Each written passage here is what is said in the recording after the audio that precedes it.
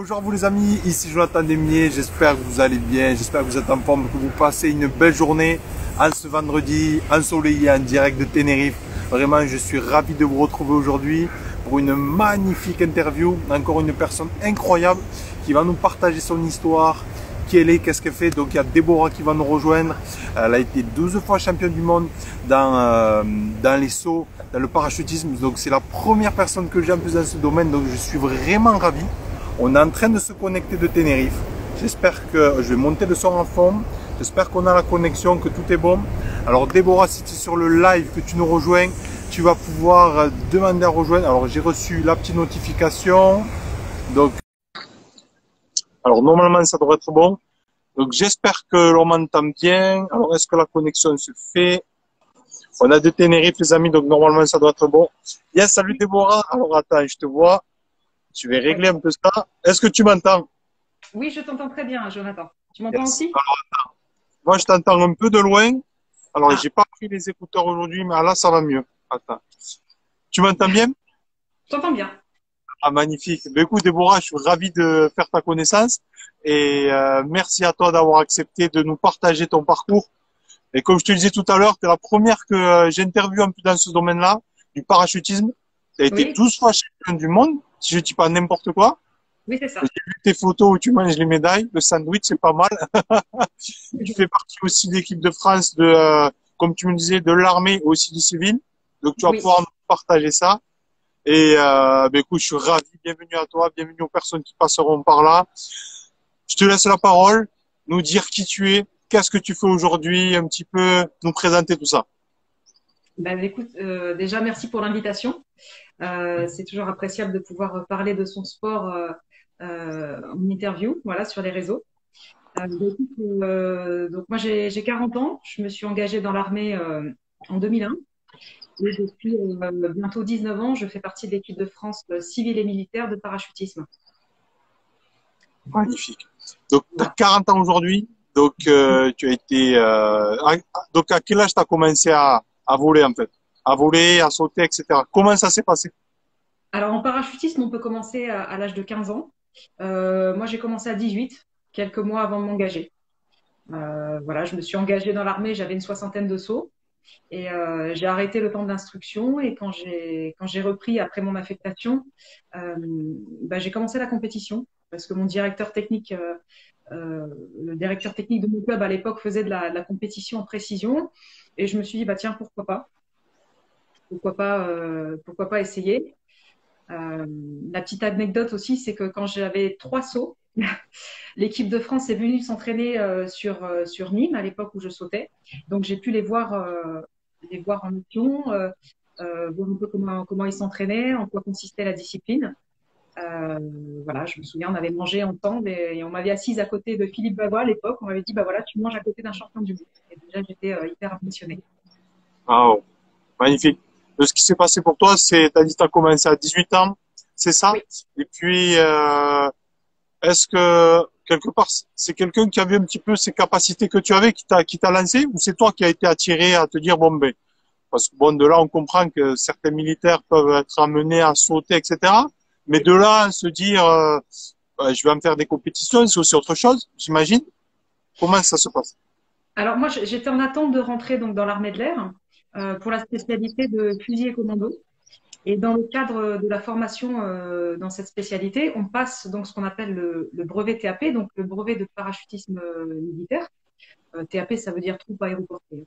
Donc, alors c'est du parachutisme militaire, on va dire basique, avec un parachute rond où on est largué à 400 mètres, ce qui n'a rien à voir bien sûr avec ce que c'est avec des parachutes qui sont complètement dirigeables.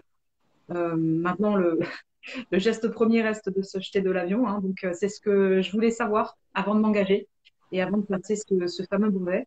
C'est pour ça que j'ai commencé le para, donc à Nîmes en 2001, le 3 juin 2001 exactement. Donc, après une formation au sol qui dure une journée, je me suis lancée en automatique au-dessus du Calinois. Wow, magnifique. Et comment ça va se passer un petit peu pour toi par la suite? Donc, tu disais, tu faisais en même temps tu te préparais pour être dans l'armée de l'air, c'est ça? Oui, c'est ça. Je me suis engagée par la suite. Donc, j'ai fait ma formation donc, à l'école des sous-officiers de Rochefort. Ensuite, j'ai fait ma spécialisation. Et quand j'ai été affectée sur base aérienne, donc à Creil, hein, dans l'Oise, euh, j'ai commencé j'ai commencé la compétition. Voilà, j'ai repris le para et j'ai commencé la compétition dans la foulée. Donc, c'est quelque chose qui m'attirait. J'aime bien pousser un sport jusqu'à la compète. Alors, je pousse pas tous les sports que je fais hein, jusqu'à la compète, mais ça m'attirait vraiment parce que ça reste dans le monde aérien, ça reste du pilotage. Moi, je voulais être pilote au départ, mais je suis un peu nulle en maths, donc ça n'a pas marché. Donc voilà, j'ai commencé la compétition. On voulait monter une équipe de filles, et puis c'est un peu tombé à l'eau. Je suis restée toute seule à la fin, mais je me suis accrochée et j'ai eu la chance d'être suivie très tôt par mon armée donc, qui m'a permis de rentrer en équipe armée de l'air en 2002, fin 2002. À l'époque, l'équipe armée de l'air faisait de la compétition dans diverses disciplines. Hein. Donc moi, c'était en précision d'atterrissage et voltige. Et actuellement, pour ceux qui suivent un peu tout ce qui se passe dans le monde des démonstrations, les ambassadeurs parachutistes de l'armée de l'air et de l'espace, eh ben, c'était l'équipe armée de l'air de l'époque. Voilà, donc moi j'ai eu la chance de pouvoir bénéficier pendant 2 ans du prêt du matériel, du coaching et puis du financement de pas mal de sauts aussi pour pouvoir progresser. Et donc comme ça, 2 ans durant, j'alternais entre aller monter la garde dans ma spécialité sur la base aérienne de Creil et puis aller m'entraîner avec l'équipe armée de l'air et m'entraîner aussi avec l'équipe de France militaire qui voulait reconstituer une équipe de France militaire féminine. Donc pendant 2 ans, je suis allée aussi m'entraîner avec eux. Donc, ça a été 2 ans assez intenses hein, entre le boulot et les entraînements en parallèle, jusqu'à finalement être détachée à plein temps en 2004 pour mon sport. Voilà, donc c'est-à-dire que c'est un statut particulier. Je pourrais en parler plus longuement tout à l'heure, qui fait que je suis à plein temps sur mon sport. Voilà. D'accord. Mais, Alors, c'est pas mal. ouais. C'est pas mal, Déborah. Déborah, est-ce que tu pourras parler un petit peu plus fort pour qu'on Oui, t'entende un peu? Yes, merci. Euh, Justement, ce que je voulais te demander, c'est parce que, bon, on comprend un peu tout ce que c'est faire un saut en parachute, mais quelle est la différence euh, entre faire de la compétition, en fait? Ça va être quoi la différence entre sauter, faire un saut, et se dire, je vais en faire un sport? Pour un petit peu nous expliquer, en fait, tu es noté sur quoi, comment ça se passe, comment on devient champion du monde, pourquoi toi et pourquoi pas un autre, est-ce qu'il y a des figures, est-ce que c'est la technique, comment ça se passe un petit peu, pour ceux que ça intéresse, pour nous en expliquer un peu. eh ben, c'est comme dans beaucoup de sports. Voilà, tu prends ta raquette de tennis, tu vas jouer avec tes copains. Moi, je prends mon parachute, je peux aller voler avec mes copines. Et puis derrière, il y a la notion de performance. Alors, je pratique 3 disciplines, si je peux les décrire. Comme ça, peut-être que les gens comprendront un petit peu mieux ce que je fais. Donc, je fais de la précision d'atterrissage, de la voltige et du vol relatif. Alors, la précision d'atterrissage, c'est une discipline sous voile. Donc, on est en équipe de 4 ou de 5, hein, selon le format de la compétition. Tu m'entends mieux comme ça, en fait? Yes, ça va, ouais, je t'entends pas mal. Voilà. Donc, on saute à 1000 mètres et on va devoir se poser donc, sur une cible dont le centre fait 2 cm de diamètre. Donc, l'équivalent d'une pièce de 10 centimes d'euros. Donc, pour ça, on va utiliser bien sûr notre parachute, qui va être une voile un peu spéciale, qui est adaptée à la précision d'atterrissage, qui va avoir un profil particulier, qui va descendre assez doucement. Et on va pouvoir donc jouer avec l'aérologie, essayer c'est du pilotage, hein, c'est du pilotage pur. Et à la fin, donc c'est le même principe que le tir à l'arc ou le jeu de fléchettes. Il va falloir qu'on pose au centre d'une cible électronique. Donc, le centre fait 2 cm de diamètre. Plus on pose au centre, on marque 2 cm. Et plus on s'en éloigne, plus on marque 2 cm. Voilà. La compétition va être jugée sur 8 à 10 manches, selon le format de compétition. Et la personne qui va gagner la compétition, c'est celle qui aura cumulé le moins de centimètres sur les 8 ou 10 manches. Voilà. Donc, c'est une discipline qui est intéressante parce qu'elle est le sport compte en individuel, mais il compte également en équipe. Yes. Donc, il y a tout un travail d'équipe qui s'effectue aussi pour réaliser la performance, parce qu'il ne suffit pas juste de poser le pied sur la galette électronique, il faut aussi piloter en amont, il faut déterminer le point de largage, mais le point de largage, c'est toute équipe. La première va pas avoir le même temps sous voile que la dernière et elle va pas être au même endroit. Donc tout ça, ça se fait un travail qui se fait en amont, bien sûr en accord, en consultation entre nous les filles ou les garçons entre eux, avec les conseils du coach, etc. C'est quand même, du coup, c'est un sport d'équipe. C'est ça qui est aussi intéressant. T'es obligé, t'es quand même, il y a une partie individuelle et une partie, un peu comme l'armée, j'ai envie de dire, ou n'importe quelle organisation. On a chacun notre rôle, mais on est obligé de s'unir souvent pour faire quelque chose, quoi. Même quand c'est des sports individuels. C'est un travail qui se fait ensemble et c'est à double tranchant parce que tu vois, tu peux très bien être à la tête du classement individuel, par exemple, et que ça n'aille pas en équipe. Ou inversement, tu peux très bien avoir fait un mauvais saut individuel, mais qui ne va pas forcément compter pour l'équipe, et donc être toujours dans la course du classement pour l'équipe. Donc c'est la richesse aussi de ce sport. Et d'ailleurs, c'est pas la seule discipline. La précision d'atterrissage, c'est ma discipline de cœur, mais c'est pas la seule que je pratique. Parce qu'on a la deuxième discipline, donc, qui est la voltige. Alors la voltige, c'est une discipline en chute. On sort, donc c'est une discipline individuelle, en chute libre. On sort à 2200 mètres. On sort au top du pilote, qui lui est en accord, en liaison radio avec un caméraman au sol, qui a un gros objectif. Je vais aller prendre celle-là pour le montrer. Et donc notre performance va être filmée du sol. Oh. Oui. Alors c'est un peu, on compare ça un peu avec un 100 mètres. Il va falloir faire 6 figures le plus rapidement possible. Les 6 figures sont toujours les mêmes. Tour, tour, salto, tour, tour, salto. Après, on commence à gauche ou à droite en fonction du tirage au sort des groupes. La performance va être jugée, donc, bien sûr, par rapport à ce qu'on va voir sur la vidéo. Elle va être jugée par rapport au chronomètre et au décalage par rapport aux axes de référence. Par exemple, tu vois, si je ferme pas un tour complet, je vais prendre une certaine pénalité sur mon chrono. Ça reste, c'est ça qui est incroyable, ça reste quand même artistique aussi et minutieux. C'est quand même quelque chose de... Il n'y a pas vraiment de part, je ne sais pas si on peut dire qu'il y a une part d'artistique dans la voltige. On est quand même jugé en fonction... coordination. Artistique, mais c'est de la géométrie, j'ai envie de dire presque. Ouais. Mais il y a une part quand même de jugement visuel de la part des juges. Ils n'ont pas forcément le même visuel sur une figure qu'on peut effectuer. Donc, mais je n'appellerais pas ça de l'artistique quand même. Donc voilà. Et il faut savoir qu'il y a un combiné qui existe entre la précision d'atterrissage et la voltige.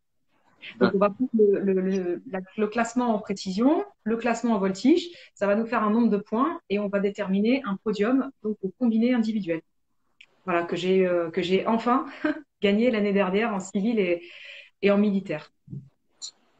Parce que justement, comme j'ai vu, tu as été 12 fois championne du monde, c'est ça? Donc ça veut dire dans les différentes disciplines réunies?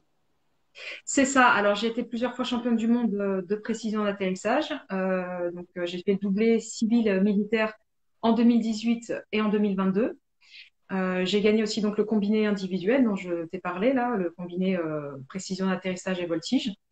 On a gagné en équipe aussi l'année dernière, donc civil et militaire. Donc c'était vraiment la cerise sur le gâteau d'aller chercher ce titre en équipe. Je crois, alors je ne veux pas dire de bêtises, mais depuis les années 70, les femmes n'avaient pas gagné en équipe, donc les Françaises. Oh. Voilà, c'était vraiment merci, c'était vraiment un titre historique pour nous et c'était un travail acharné aussi sur pas mal d'années, le temps de reconstruire une équipe, de faire que tout le monde progresse et puis d'aller chercher cette médaille qui n'a pas été facile à aller chercher, que ce soit en civil ou en militaire. On a eu des sauts qui n'étaient pas faciles et on a tenu bon. Voilà, on n'était pas première championne du monde civil, on n'était pas première au départ. Et puis on a un peu rattrapé sur des sauts compliqués. On a su tirer notre épingle du jeu et faire des super manches. Donc voilà. Et on a alors j'en ai pas fini avec la troisième discipline et je vais amener ça par le fait qu'on a été 3 fois championne du monde en vol relatif, donc militaire. Donc la troisième discipline, on la pratique uniquement sur les championnats du monde militaires. Voilà, donc ça s'appelle le vol relatif. On est en équipe de 5. C'est une équipe donc, constituée de 4 performeurs et un vidéoman pour une discipline en chute libre.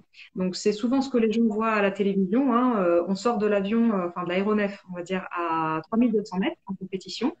On met les 4 performeurs, on fait des figures ensemble et on a le vidéoman qui est au-dessus qui filme notre performance. On a un cycle de figures imposé qui est tiré au sort. Hein. Chaque figure a un nom. Une figure égale un point. Voilà, donc on doit répéter le plus grand nombre de cycles possible en 35 secondes à la sortie de l'avion. Voilà. Wow. C'est quand même, je te remercie pour tout ça de nous présenter parce que c'est vrai que bon, ceux qui sont dans le domaine, ils connaissent. Mais comme je dis souvent, il y a des sports, bon, le ballon, le rugby, la boxe, on comprend à peu près.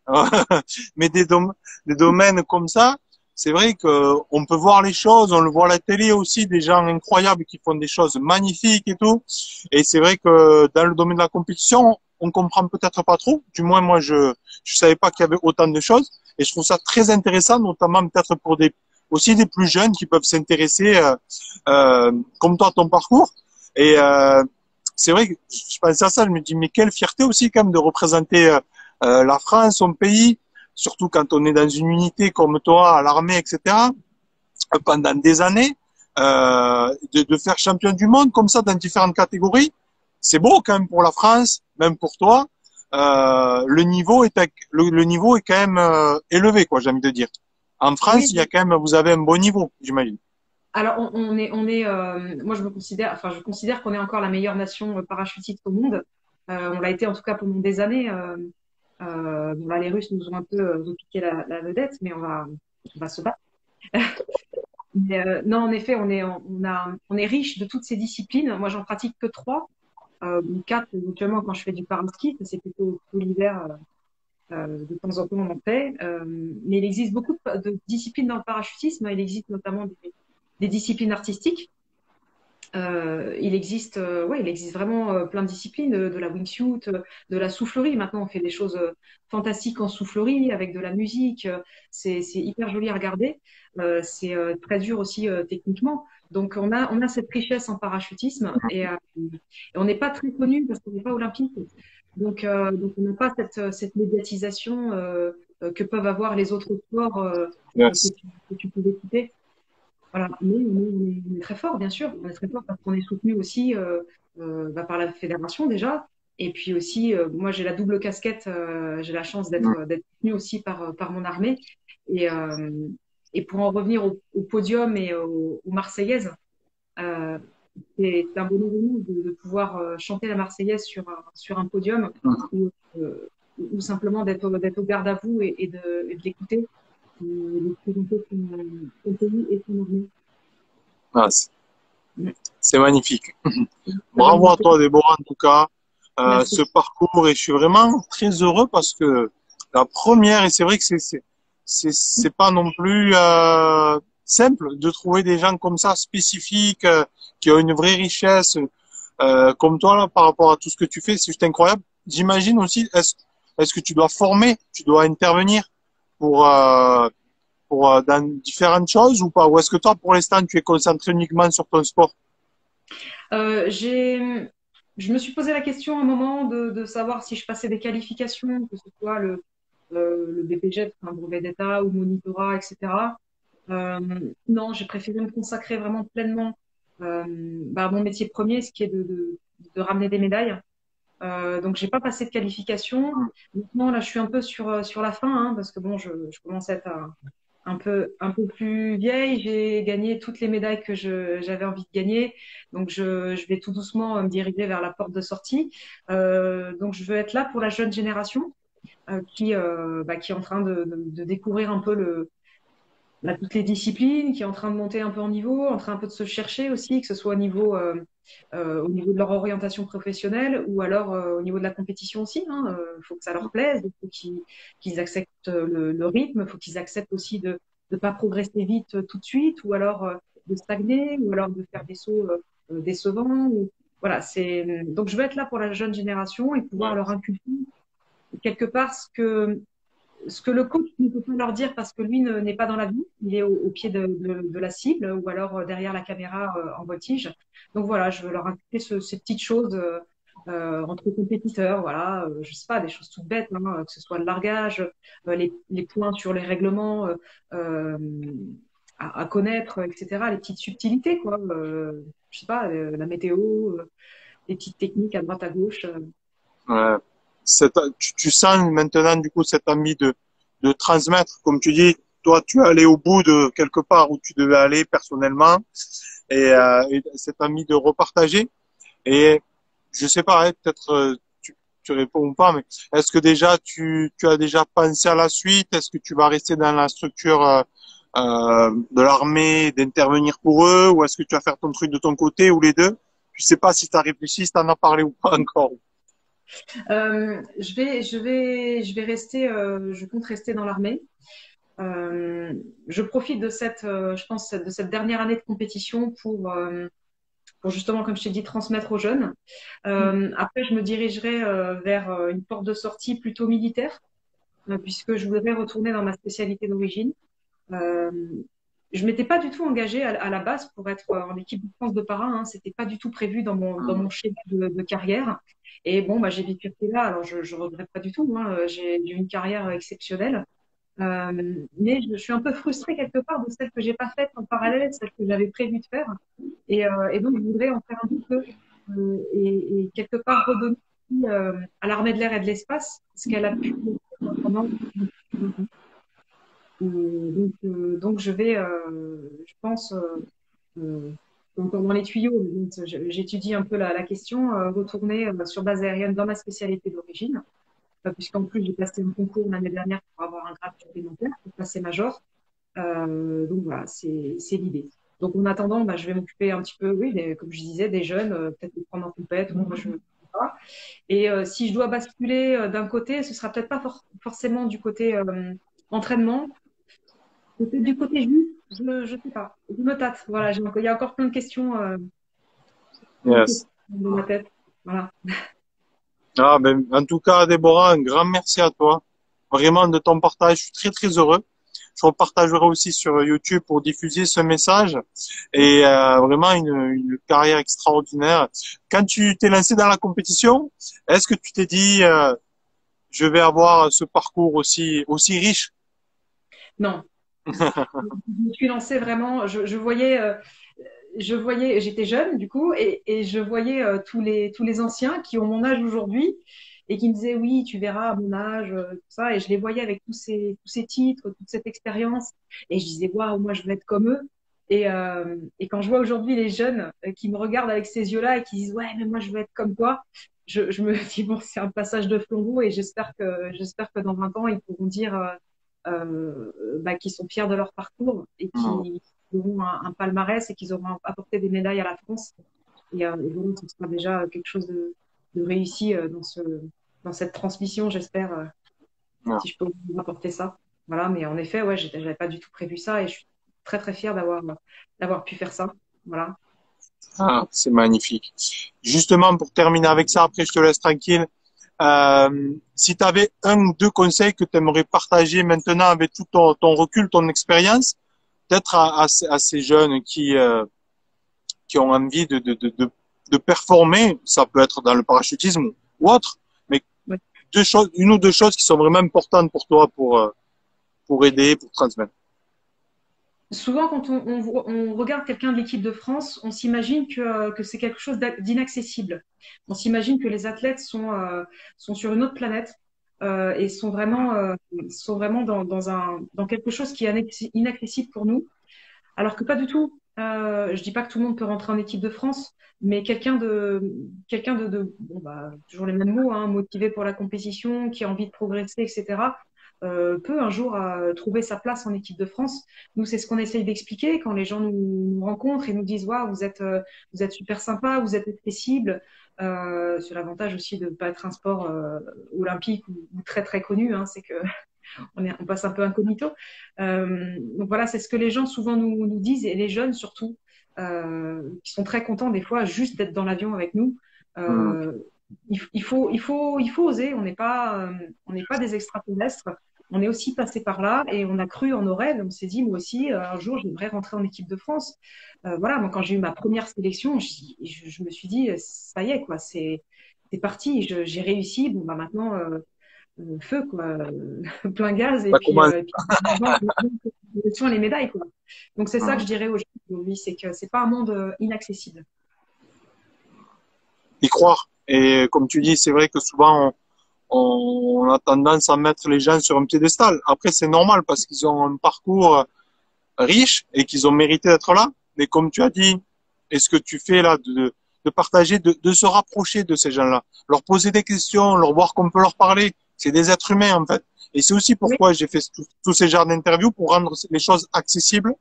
Où on peut se dire ces gens-là, ils sont pas accessibles en fait dans la vie de tous les jours. Si, mais ben oui. voilà, faut oser se mettre en action, en mouvement. Et puis, euh, et puis après, je pense que tu me diras ce que t'en penses, mais si c'est vraiment ton truc, des fois on peut être appelé vers quelque chose et finalement c'est pas notre truc et c'est ok. Mais si vraiment c'est notre truc, on y met tout, ben en fait ça fonctionne, ça fonctionne. Je pense que si c'est le chemin qui est écrit pour nous, eh ben on ira sur ce chemin et puis on fera ce qu'il faut pour y rester. Et voilà, à partir du moment où c'est notre destin, entre guillemets, je pense que Yes. pas de problème là-dessus. Merci Déborah, vraiment, j'ai été ravi de cette interview.